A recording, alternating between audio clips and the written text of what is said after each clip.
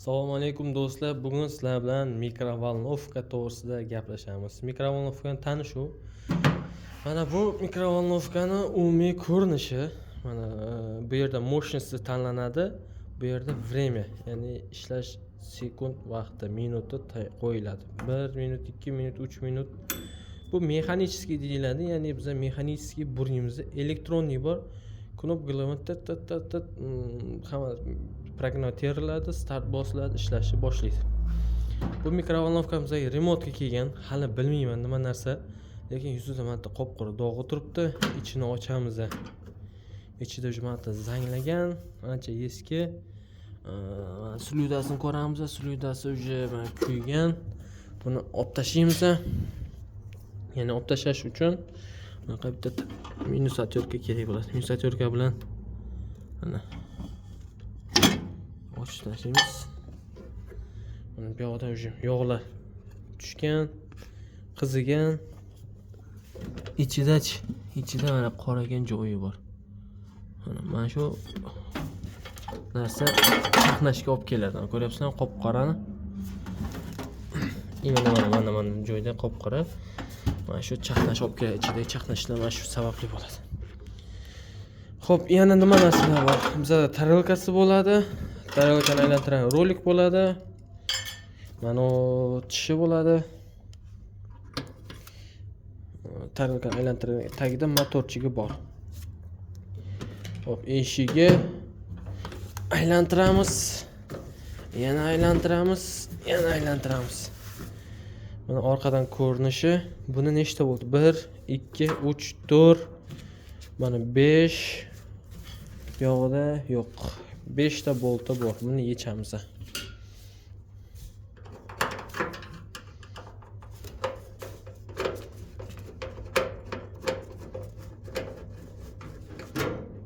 Bitta,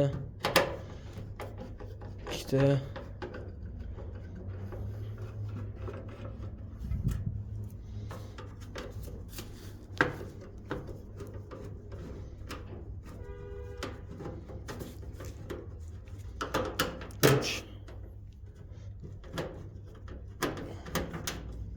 to'rt.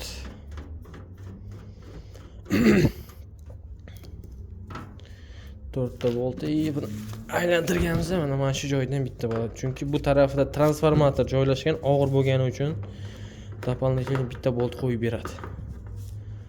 Qo'ydik. Endi buni ko'tarib o'zimizga qaratib olamiz. Mana shu joyidan o'zimiz uni yonga tortib tepaga ko'taramiz.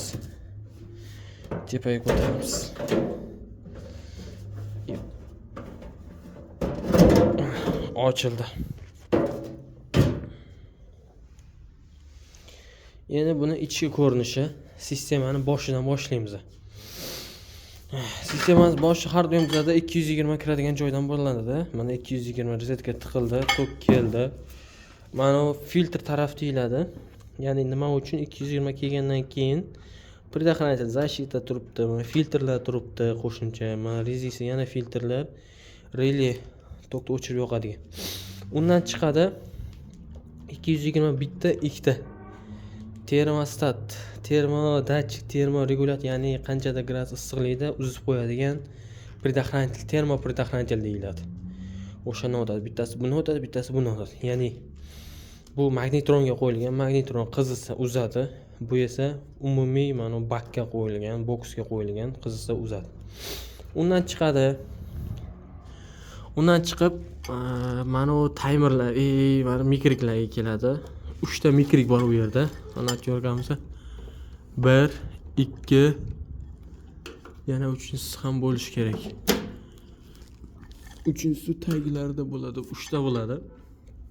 3 ta mikro eshik ochilganda tokni uzish kerak bu yoqqa. Bomba ichkariga sistem tok kelmaydigan qilib uzadi. Undan chiqib mana timerlarga bo'ladi.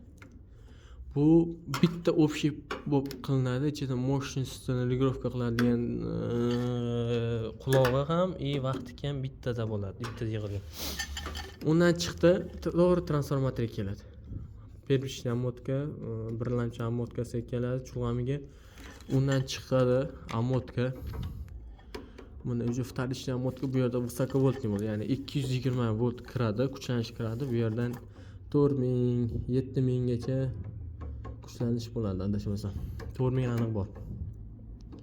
4000 kuchlanish bo'ladi. Предохранитель, ichida saqlagich bor, saqlagich, kondensator bu высоковольтный. Mana bu yerda mana qora bor. Bu высоковольтный diod deyiladi. Diod bundan chiqib magnitronga boradi mana. 4000 volt предохранительdan chiqdi, kondensatordan chiqib mana unga keldi. Magnitronga. Magnitron bu nima? Magnitron elektr energiyasini zarrachalar magnit hozir katta kuchlanish orqali zaryadlarga ta'sir qilib, ularni joyidan qo'zg'atadi.